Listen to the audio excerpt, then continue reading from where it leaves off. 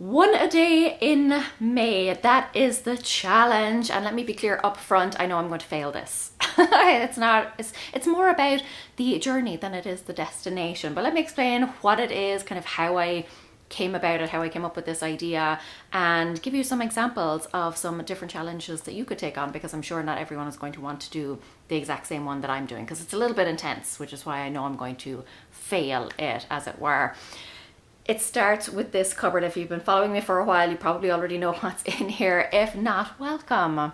Céad Míle Fáilte. My name is Laura. I have been decluttering for a decade now, and I help busy people streamline and simplify their lives so that they can live simpler, happier lives, that they can focus more on what matters to them, and live a slower, more intentional life. So let's dive in to what's in here. Okay, it is library books. This top shelf is all library books. And these are library books, and then these are just books that I own. I have, plus this one that I'm currently reading, Stephen King book. I started this TV series last year. I watched a little bit of it. I watched it while I was on holidays, never finished watching it. So then I saw the book at the library and figured I would just read the book. But yeah, I have 33 library books currently borrowed. There are no borrowing limits at my local library, which is wonderful but dangerous at the same time. And I go through these phases where I borrow lots, and then I will put myself on a borrowing ban, and I'll give myself time to read them and catch up. But realistically, I'm not going to read every single one of these. I'm not going to finish them all. I will start them, but a lot of them I'll just realize they're not really for me. And I'm a recovering perfectionist. I don't even like saying that, because there are lots of wonderful things about being a perfectionist, but I have learned to work with some of my perfectionist quirks. So it used to be the case where I could, if I started a book, I had to finish it. Whereas now I'm getting into that mindset of there are too many great books out there for me to read mediocre ones. So I'm getting much better now about if a book is not tickling my fancy, if it's not floating my boat, I would close it and move on. And the trick that's helped me, if this is something that you struggle with, is to tell myself, that if I want to, I can come back to this book. It's not that I'm quitting on it. I'm just saying, I'm not in the mood for this right now. Let me move on to something else. That's really helped me. But anyway, 33 books. It kind of occurred to me yesterday. I was I would have to read a book a day for me to get through these in the next month. And then I thought, yeah, a book a day in May. That's what I'll do. Now, obviously, I'm not going to read an entire book every single day. I know that's not really realistic, but that's the aim. That's what I'm going to go for. I've read about a third of this, so I'm hoping to finish this today. So today is May 1st when I'm recording this. If I'd had any sort of foresight, I would have recorded it sooner. But like I said, this only occurred to me yesterday.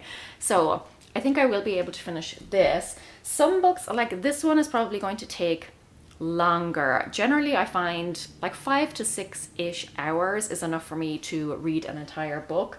Some books obviously will take longer, so I'm probably not going to get those finished in a day. But then there are other books that are just little short ones that I can probably read in 2 or 3 hours. I've got one in here, this one, that's pretty much just a graphic novel. I'll probably have that read in an hour. So I was kind of yeah, you know what? I think I can make a fair stab at this. Probably not going to read 31 books, but let's see how close I can get. But you're probably thinking, well, maybe some of you are thinking, that's great, I'll do that too. But some of you are probably thinking, no way. No way am I going to read an entire book every single day for the month of May. So I thought of some kind of different examples. If you are, for example, someone who enjoys crafting, maybe you've got a lot of unfinished projects lying around, things that you have kind of started and then just left by the wayside. So that could be your challenge. It could be one craft or one project a day in the month of May. Maybe it is books. Maybe you are somebody who collects recipes. You save a lot of recipes and you find that you're not really going back to them. For you, it could be one recipe a day or one new meal a day in the month of May.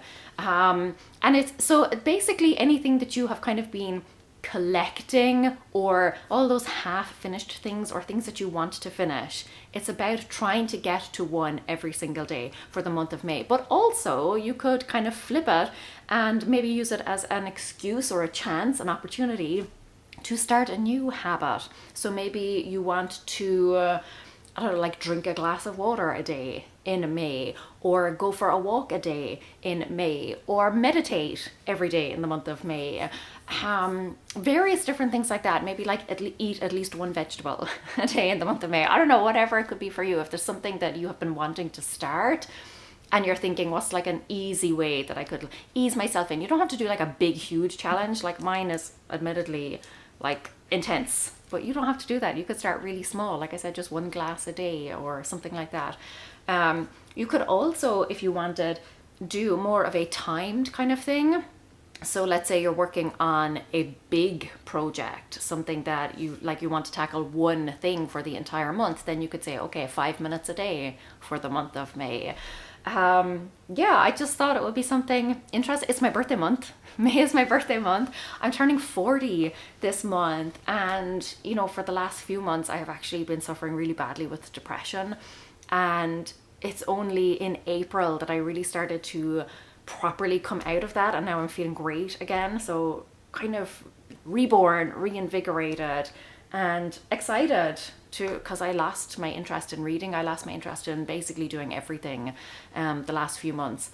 So it's been really exciting to me to find that motivation and that enthusiasm again. So I'm gonna run with that, basically. Yeah, that's it. I joked with my husband because every week I go to the library and he's and I keep saying every week, I'm like, I'm not gonna borrow any more books. I'm not gonna borrow any more books. And he's like, yeah, right.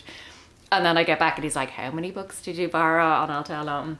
And it's become this joke. And the last Friday that I went, I bring my daughter every Friday, and some of the neighborhood kids as well. I'm like the library book dealer in the neighborhood, or like making little bookworms everywhere I go. So I bring some of the local kids as well, and it's just like a fun outing every Friday after school.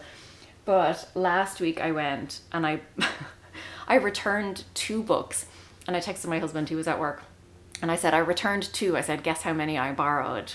Kind of like I was expecting him to say none, and then I could be like, yeah, right. But he said 2. I said 12. And he was like, excuse me. They had got in lots of new great books at the library, and I went a bit crazy. And yeah, that is what precipitated all of this. But I keep telling him, I'm like, borrowing library books or buying books, that's a completely different hobby to reading books. Like, they're 2 very separate, distinct things. I love going to the library. I love like seeing interesting new books. I love that excitement of, you know, potentially reading something that will change my life, or reading something that I will just get completely lost in. It's that potential. It's the excitement. It's the adventure.